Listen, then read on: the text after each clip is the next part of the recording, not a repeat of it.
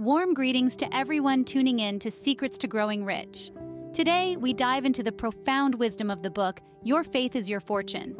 This remarkable piece of literature is the brainchild of Neville Goddard, a man known for his profound understanding of faith and human potential.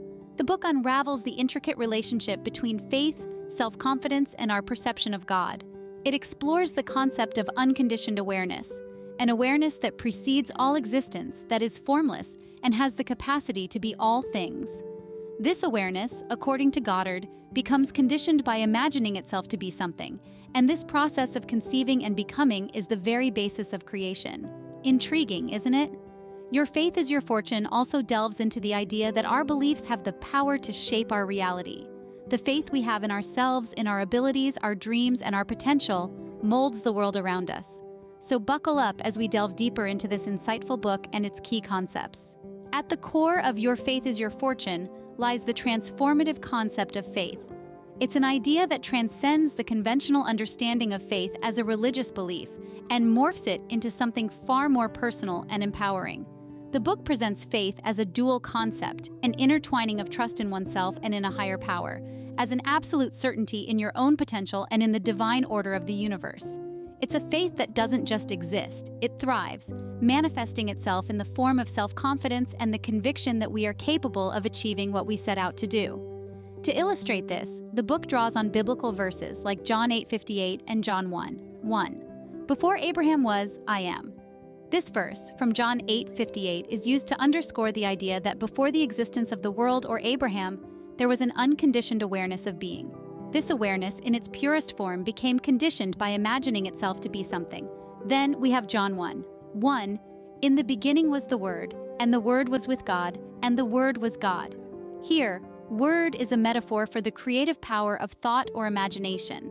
This verse suggests that our thoughts and imagination are not separate from God, but rather, they are the creative force of God within us. These verses are cited to convey that, at its essence, faith is a creative process. It is the act of conceiving an idea or a belief and then becoming that belief. It's about recognizing that we hold the power to shape our reality through the faith we have in ourselves and in the divine. This perspective on faith isn't just about believing in something outside of ourselves. It's about realizing that the power of creation rests within us. It's about understanding that our faith, our beliefs, our thoughts, and our imagination are the raw materials that we use to construct the universe we experience. As the book suggests, our faith is our fortune because it creates the reality we live in. It's a profound notion, one that encourages us to take a more active role in our own existence, to understand that we are not just passive observers, but active participants in the creation of our reality. Another powerful concept from the book is the idea of unconditioned awareness and becoming. Unconditioned awareness is a state of pure being, untouched by thoughts, judgments, or preconceptions. It's the canvas upon which reality is painted, the undiluted essence of existence, the primordial soup from which all things spring forth. Before we are anything else, before we are even aware of ourselves as separate beings, we exist in this state of unconditioned awareness. Now imagine a blank canvas. It's unconditioned, untouched. But then we start imagining. The canvas becomes conditioned by the artist's brush, colored by their imagination. Similarly, our unconditioned awareness becomes conditioned when we start imagining ourselves as something. We start identifying with our thoughts, our bodies, our roles in society, our dreams, and our fears. And just like that, the unconditioned awareness becomes conditioned. It takes on a form, a shape, it becomes something. This process of conceiving and becoming is the very basis of creation. The moment we start imagining, we start creating. We construct our own reality, paint our own canvas. The book posits that everything in our reality, everything that we perceive, evolves from this unconditioned awareness. It suggests that the world around us, our experiences, our joys, and our sorrows are all products of our conditioned awareness. But here's the empowering part. We are never stuck with a painting we don't like. We can always pick up the brush and start over. We can choose to imagine differently, to condition our awareness differently. We are the artists of our own reality. The book emphasizes the idea that we are in control of our own evolution through our thoughts and beliefs. The book emphasizes the idea that we are in control of our own evolution through our thoughts and beliefs. Your Faith is Your Fortune also illuminates the true nature of the individual. You see, the book asserts that our true nature is formless. Yes, you heard that right. Formless, without a fixed shape, without a rigid structure. It's a concept that might seem abstract or even intimidating, but it's more freeing than anything else. Why, you ask? Because this formlessness is not a void or an emptiness. It's a potentiality. It's a canvas waiting to be painted on. It's clay ready to be molded. This formlessness is the essence of who we are, and it contains the capacity to be all things. Picture a vast ocean. Each wave is unique, each ripple different from the other. And yet, they are all part of the ocean. They are all water. In the same way, our true nature is not limited to the roles we play or the labels we wear. We are not just parents, children, professionals, or artists. We are all of these things and none of them at the same time. We are boundless potential waiting to be tapped into. Now, this understanding is not just philosophical musing. It has pragmatic implications. It empowers us. When we realize that we are not confined by any form, we understand that we can shape our reality. We can rise above circumstances, overcome challenges, and manifest our desires. We are the architects of our life. The brush, the chisel, the pen is in our hands. Imagine the possibilities. If you are formless, you can be anything. You could be a best-selling author, a successful entrepreneur, a dedicated philanthropist, or a world traveler. You could be a source of inspiration, a beacon of hope, a catalyst for change.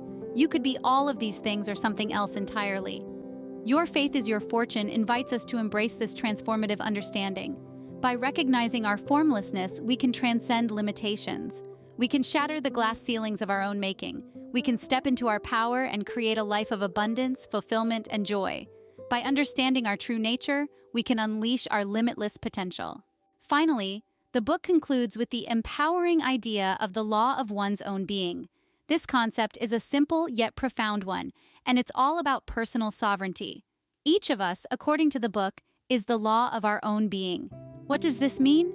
It means that there is no law, no rule, no force that is separate or apart from us. We are the creators of our own life script, the authors of our own narrative. Now, this might sound overwhelming or even a bit intimidating. After all, with great power comes great responsibility.